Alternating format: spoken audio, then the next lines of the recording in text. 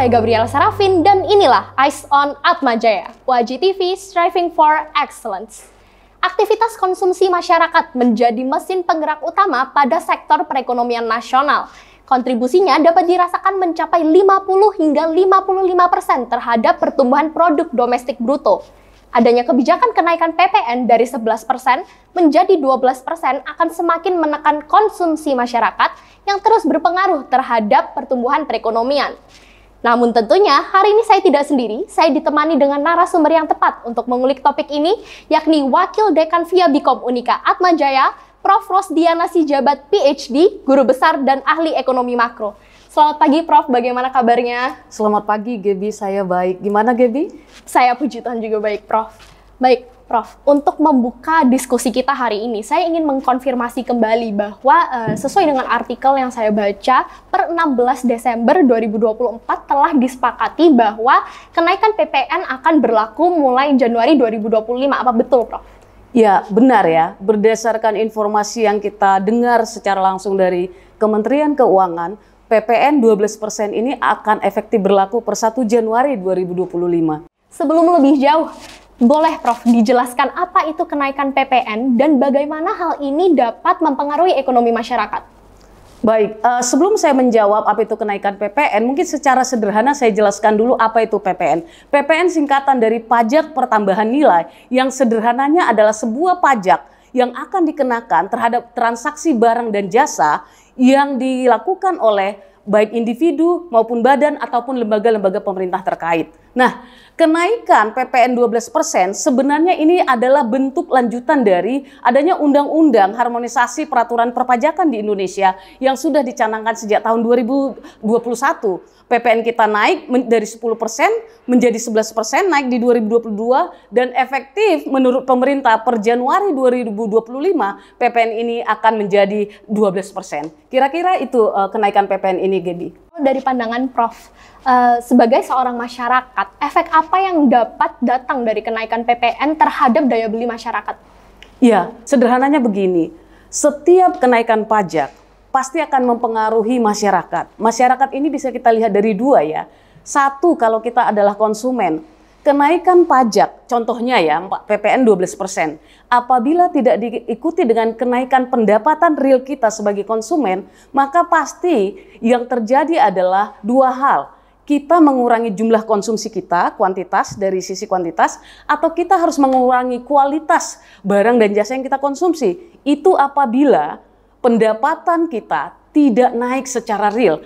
Karena walau bagaimanapun kenaikan pajak PPN 12% itu menyebabkan dalam bahasa ekonomi sederhana disposable income masyarakat yang turun. Disposable income itu adalah pajak pendapatan nominal kita dikurangi pajak. Jadi kalau pajaknya naik, pendapatan nominalnya tidak naik, pendapatan realnya yang turun. Oleh karena itu apa yang harus kita lakukan? Sudah pasti daya beli kita untuk kemampuan kita untuk membeli barang dan jasa itu turun. Ya kalau misalkan Gaby ya, harga-harga naik karena kenaikan pajak, tetapi konsumsi kita harus kita jalankan, ya terpaksa kamu harus kurangi kualitas konsumsi atau kuantitas konsumsi. Itu dari sisi konsumen ya. Bagaimana dengan para pengusaha? Walau bagaimanapun PPN ini akan berdampak ke sektor usaha kita. Mengapa demikian? Kenaikan pajak akan membuat konsumen itu membeli barang dan jasa lebih sedikit dari biasanya. Artinya apa? Kontraksi atau penurunan dari sisi belanja barang dan jasa. Berarti ada pembelian yang kurang untuk sektor produksi. Para pengusaha kalau mengalami ini dalam jangka panjang, terpaksa dia harus mengurangi kapasitas usahanya. Nanti akan terjadi pengangguran. Jadi baik dari sisi kita sebagai konsumen, dari sisi kita sebagai produsen, kenaikan PPN ini pasti akan mempengaruhi daya beli kita, yang pada akhirnya mempengaruhi sektor produksi, yang pada akhirnya dalam bahasa ekonomi namanya efek multiplier, ini akan berdampak kepada perekonomian secara keseluruhan. Tadi yang Gaby mengatakan berdampak kepada PDB kita. Kira-kira begitu sederhananya. Baik Prof, mengenai hal ini sendiri sebagian besar masyarakat meresponi dengan tidak setuju. Diketahui dengan banyaknya masyarakat yang angkat bicara melalui media sosial untuk pembatalan kenaikan PPN melalui petisi yang ditujukan ke DPR. Apabila hal ini nanti ditunda, sebagai seorang ekonom, langkah bijak apa yang baik dilakukan oleh pemerintah menurut Prof? Baik, jadi begini ya, saya ingin kita melihat secara bijak ya. baik dari sisi pemerintah ataupun dari sisi kita sebagai masyarakat. Dari sisi pemerintah, argumennya adalah bahwa kita memerlukan kenaikan pajak ini antara lain sebenarnya adalah karena pentingnya pemerintah untuk menaikkan penerimaan pajak. Tax ratio kita itu masih kecil, 10% dari PDB gitu ya.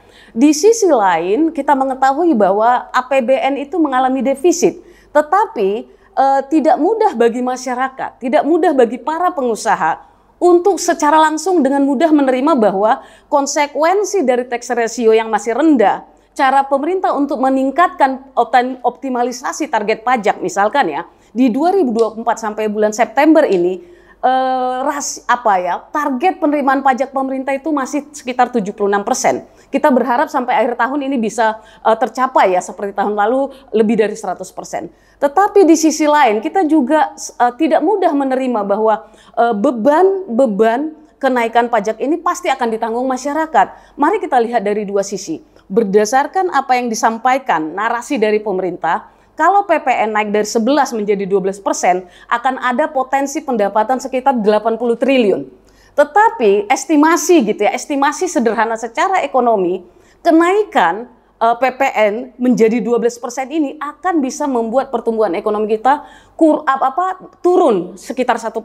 Jadi sekarang tinggal kita melihat, kita mau mengutamakan kenaikan pendapatan pajak 80 triliun potensinya, atau kita menerima penurunan pertumbuhan ekonomi.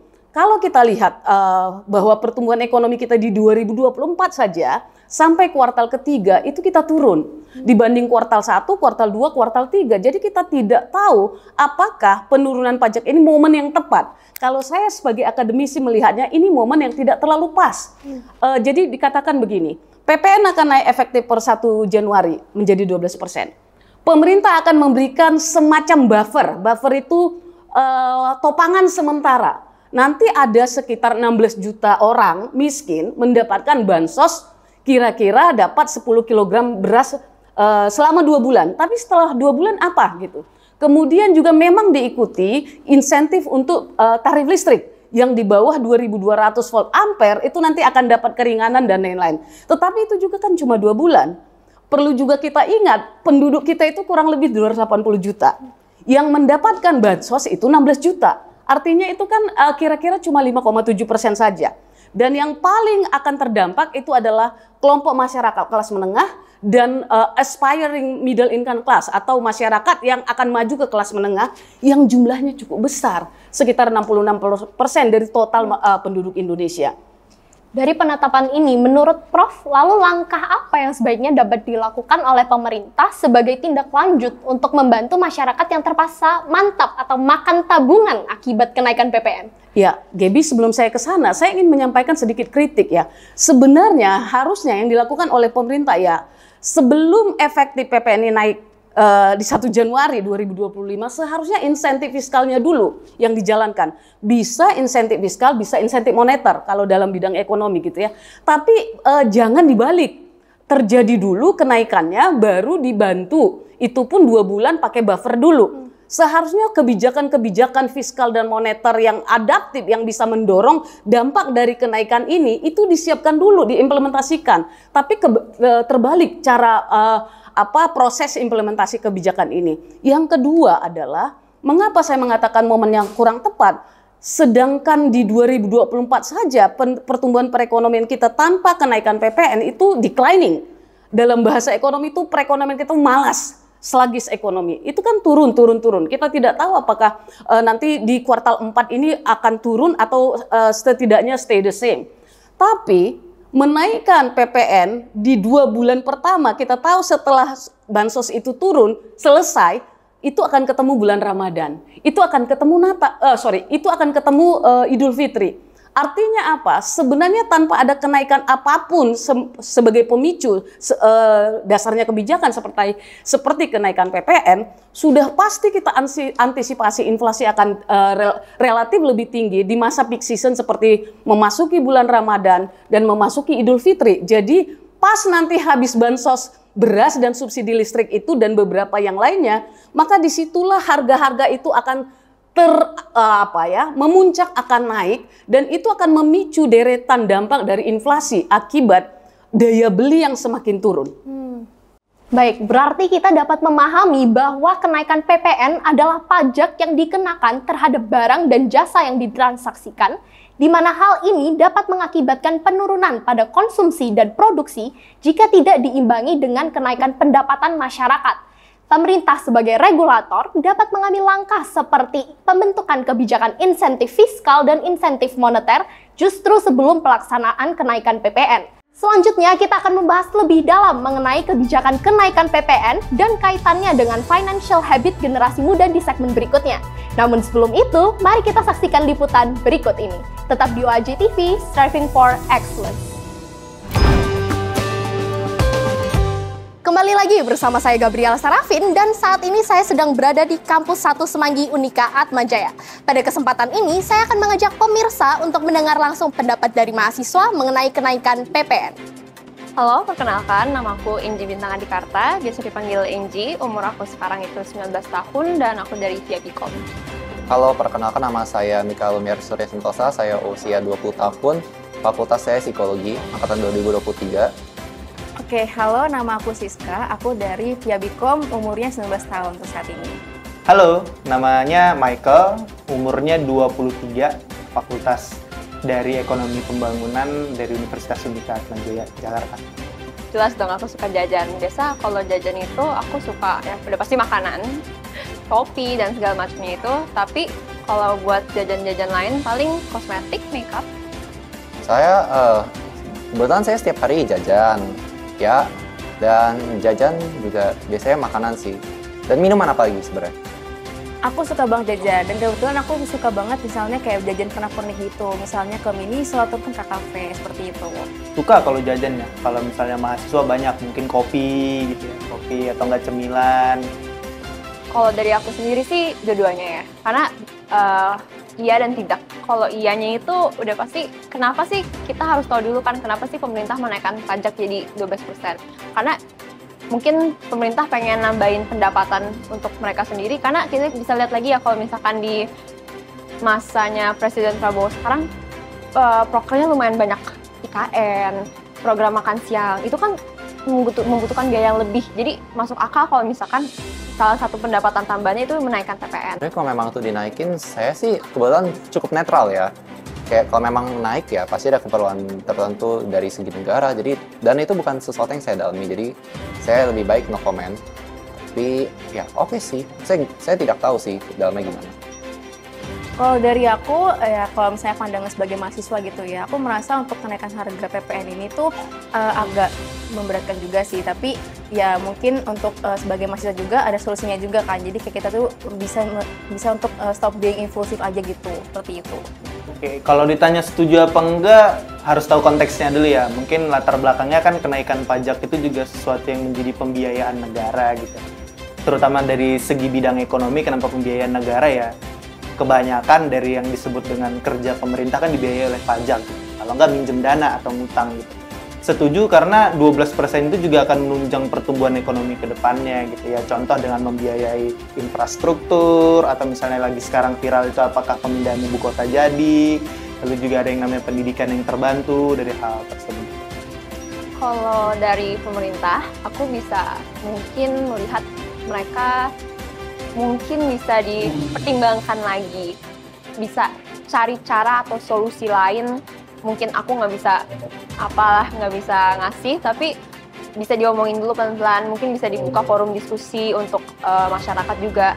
Tapi balik lagi untuk kita masyarakat bisa lebih be mindful aja, karena balik lagi yang dikenakan PPN kan bukan semuanya. Sembako kan nggak mungkin kena PPN. Jadi kalau misalkan hanya barang-barang premium, barang-barang impor yang kena, jadi mungkin kita bisa menggunakan produk lain yang bisa jadi substitusi. Untuk kenaikan pajak sendiri ya, sebenarnya saya akan balikin lagi harus dari pemerintah dan masyarakatnya ada jalan juga. Kalau dari, let's say kita ngomong dari masyarakat, yang buat mereka yang bisa bayar pajak, kalau nggak bayar pajak, kabur-kabur mulu kan juga ntar merugikan negara. Cuman kalau dari pemerintah sendiri dipakai pajaknya buat hal-hal yang tidak diinginkan, juga sama aja bohong. Jadi ini masih ada pertemuan, dua pihak ini harus memenuhi masing-masing kuotanya, baru bisa jalan. Kedepannya sih mungkin baik untuk transparansi ya. Contohnya pemerintah menjelaskan 12% pajak itu untuk apa. Dan juga bisa memastikan nggak dari aliran pajaknya itu untuk kebutuhan itu tepat sesuai dengan sasaran. Jelas bakal tetap jajan, karena ayolah, reward buat diri sendiri. Nggak jajan, nggak gitu ya. Dari aku sih pastinya akan tetap jajan sih ya. Cuman nantinya mungkin aku bakal ngurangin jumlah yang bakal aku beli nantinya. Seperti itu sih Kak paling. Pastilah, pasti akan tetap jajan ya. Karena kan seperti yang udah kita tahu, hidup kan harus tetap berjalan, termasuk jajan, apalagi anak kuliahan. Ya paling untuk itu kita perlu mengerti aja bahwa apa yang kita lakukan dengan jajan itu kan istilahnya konsumsi ya. Konsumsi itu mendorong dari pendapatan negara juga, agar ekonomi itu bisa stabil gitu. Walaupun pajak memang naik menjadi 12%. Begitu Kak. Sekian laporan hari ini, saya Gabriel Sarafin kembali ke studio. Pemirsa, kembali lagi di Eyes on Atma Jaya, YGTV Striving for Excellence. Masih bersama saya Gabriel Sarafin dengan narasumber kita, Wakil Dekan Via Bikom yang juga guru besar dan ahli ekonomi Unika Atma Jaya, Prof. Rosdiana Sijabat, PhD. Mengutip dari artikel kompas.id yang ditulis oleh Dr. Agustinus Prasetyanto, Rektor Unika Atma Jaya tahun 2015 hingga 2024, menyoroti bahwa kebijakan pemerintah akan memberikan perhatian lebih pada kelompok menengah ke bawah. Namun, akan menjadi tidak adil bagi kelompok menengah yang pendapatannya tergerus oleh berbagai peningkatan beban termasuk rencana peningkatan PPN. Terkait hal ini, bagaimana Prof? Klasifikasi barang-barang yang akan dikenakan kenaikan pajak? Baik, terima kasih Gaby. Jadi sebenarnya kalau kita melihat penjelasan dari pemerintah mengenai barang dan jasa yang terkena PPN 12%, ini dikatakan bahwa untuk produk dan jasa kelompok premium. Sudah ada berbagai daftar, misalkan produk makanan kelas premium, produk jasa kelas premium, layanan kesehatan kelas premium, dan lain-lain yang sifatnya premium. Tetapi sebenarnya tidak bisa kita menampilkan walaupun yang terkena PPN 12% ini adalah kelompok produk dan jasa yang premium, bahwa ada banyak produsen, ada banyak pengusaha yang terkait dengan produk dan jasa yang premium ini. Jadi istilahnya itu pengusaha kena pajak PKP, itu walaupun dia tidak selalu memproduksi produk dan jasa barang premium, ada kaitan dari proses produksinya itu yang bersinggungan dengan produk dan jasa yang kelas premium. Jadi bisa kita katakan begini, meskipun yang ditambahkan untuk terkena PPN 12% itu adalah produk dan jasa yang kelas premium, produk-produk lain atau jasa-jasa lain yang tidak premium pada akhirnya akan terdampak juga. Kalau mengenai list dari produk dan jasa kelas premium itu sudah kita bisa lihat, misalkan ikan yang berkualitas premium, beras premium, layanan rumah sakit premium, layanan pendidikan premium, itu semua akan terdampak. Tetapi sebenarnya kita bisa sangat sederhana memikirkan pada kelompok barang dan jasa tertentu terkena, maka kelompok barang dan jasa yang berada pada ikutan proses produksi dari kelas premium itu pasti akan terdampak. Menurut Prof. Rosdiana, apa yang dapat dilakukan khususnya oleh masyarakat menengah menghadapi kebijakan ini? Ya, Gaby, masyarakat kelas menengah ini paling terhimpit. Sederhananya kan kira-kira orang yang masuk kelas menengah di Indonesia itu yang apabila setiap bulan kira-kira pengeluarannya itu pendapatannya antara 1,6 sampai 6 juta. Dan jumlahnya cukup besar di Indonesia. Kelas menengah dan juga calon kelas menengah itu jumlahnya sekitar 60-an%. Pemerintah memberikan bansos kepada 16 juta penduduk itu bukan kelas menengah tapi kelas miskin. Mereka yang kelompok atas itu jumlahnya tidak banyak. Mungkin mereka tidak terkena secara langsung karena saving mereka yang masih cukup kuat, tetapi kelompok kelas menengah ini sebenarnya savingnya tidak cukup kuat.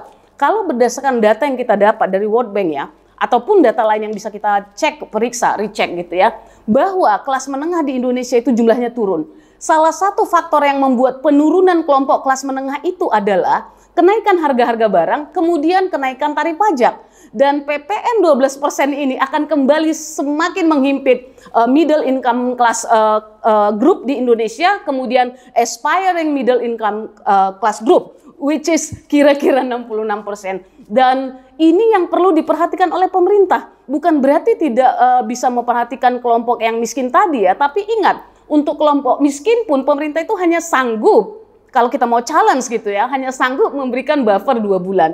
Lalu bagaimana dengan kelompok kelas menengah? Ada beberapa insentif properti, insentif pembelian produk dan jasa, tetapi itu bukan yang esensial untuk kelompok kelas menengah.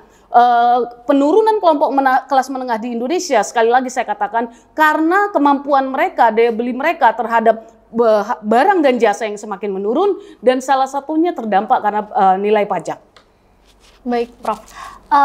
Kalau menurut Prof sendiri, mungkin karena kan sekarang kami banyak dalam generasi Z dan generasi milenial ya, Prof. Seperti yang Prof sampaikan tadi, bahwa generasi menengah itu hingga 60% dan mayoritas adalah generasi-generasi ini. Menurut Prof, langkah konkret apa yang dapat kami lakukan dalam menghadapi kebijakan pemerintah ini? Ya, sekali lagi ya, dalam perspektif ekonomi, begitu daya beli kita turun karena pendapatan real kita tidak naik, yang selalu harus kita lakukan dari sisi prinsip berpikir ekonomi adalah priority in spending. Dan ini yang akan dilakukan oleh generasi muda. Karena apa? Ketika pendapatan real itu tidak mengikuti kenaikan harga-harga akibat kenaikan PPN, maka mau tidak mau, kencangkanlah ikat pinggang masing-masing. Ya, artinya apa? Ketika kita mengecangkan ikat pinggang kita masing-masing, spending wisely, maka nanti dampak ikutannya adalah konsumsi tadi saya mengatakan di awal pasti akan turun. Ditambah pemilihan kelompok produk dan jasa yang esensial bagi anak-anak muda supaya tidak terjerat dalam trap ketidakmampuan membeli barang dan jasa untuk memenuhi kebutuhan hidup sehari-hari. Yang dilakukan adalah benar-benar consumption behavior-nya itu berubah menjadi membeli barang dan jasa yang esensial. Di dalamnya ada kelompok sektor pendidikan. Kalau dikatakan bahwa sektor pendidikan yang terkena PPN 12% itu adalah kelompok premium, sama saja saya sedang mau mengatakan bahwa masyarakat Indonesia yang kurang mampu, tidak mampu afford pendidikan yang premium, kita akan menikmati pendidikan yang biasa-biasa saja. Sebenarnya kacamatanya melihatnya seperti itu.